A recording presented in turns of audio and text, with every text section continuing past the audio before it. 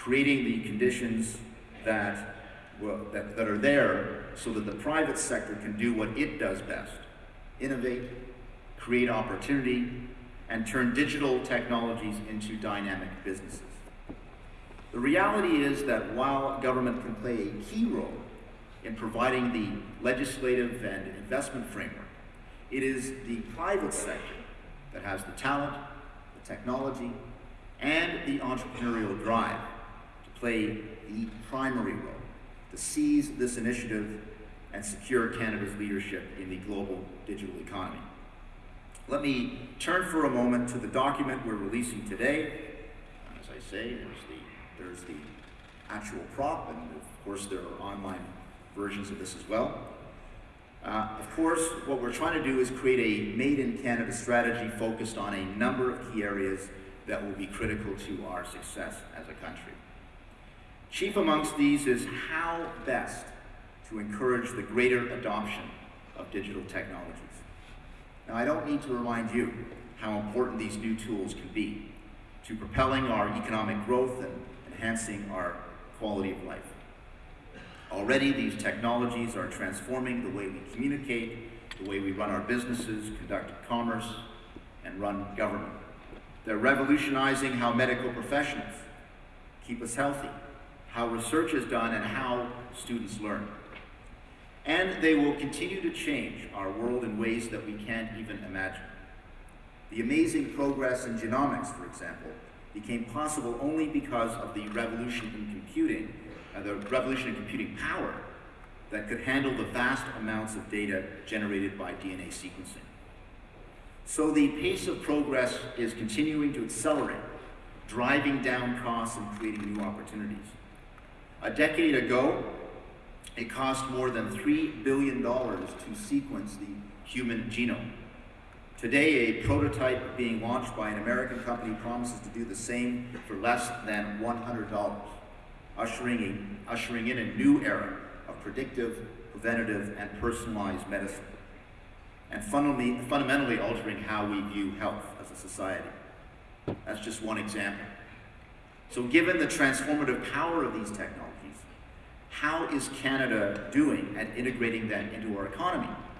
The truth is, again, as Kevin alluded to, not great. At the moment, Canada is in the middle of the pack of member countries in the Organization for Economic Cooperation and Development in terms of how rapidly we adopt digital technologies, the strength of our industry, and the speed and price of our online infrastructure. And frankly, that's not good enough. Not when digital technologies are being embedded in leading-edge business processes, products, and services, in everything from manufacturing cars to mining uranium, from greener energy to performing neurosurgery. And when other nations are aggressively promoting and adopting these technologies, we have to be cognizant of that as well. Today, for example, the average ICT investment per worker in Canada, investment per worker, is only 62% of that of the United States. So this lack of investment in digital technologies is contributing to a broader challenge that we have in Canada: lower labor productivity relative to our competitors, something that is increasingly critical given our aging workforce. So we need to do better, and we need your ideas on how best to encourage and promote the adoption of ICTs. Part of that, of course, means addressing the question of next-generation networks. The fact is that access to these networks is as important to where businesses locate today as the proximity to railroads was to manufacturing companies in the last century. Bandwidth is now the precondition for everything from research to hospitals to smartphones. And Canadians want that access to data everywhere, anytime, and on the device of their choice. And they want it at a competitive price. Notre gouvernement a consenti à financer l'expansion des services à large bande dans les collectivités mal desservies et non desservies. Cela permettra à un grand nombre de Canadiens de profiter d'importants avantages économiques et sociaux sur le plan, entre autres, de la télésanté, de tel apprentissage et emmène d'occasions d'affaires. Cela va favoriser le développement économique, stimulera l'innovation et va améliorer la qualité de vie de la population de centaines de collectivités partout au pays. Yesterday, I was pleased to announce that this broadband initiative has entered a new phase. And as a first step, we now have approved close to $77 million in funding for 52 new projects of broadband that will bring that broadband to more than 168,000 households that previously were unable to access high-speed internet service. Thank you. These projects will open up a world of possibilities for these citizens. And in the weeks ahead, we will be announcing even more broadband coverage for communities and households all across the country. But that's not all that's going on. For their part, telecom service providers have been investing heavily in communications infrastructure as well. We now boast in this country 3 mobile HSPA networks in Canada, covering 93% of the population and offering higher transmission speeds than those available in the United States. But there are other countries that have also set ambitious targets for next generation network speeds. Is this something Canada needs? Should Canada set a target for download speeds, for upload speeds?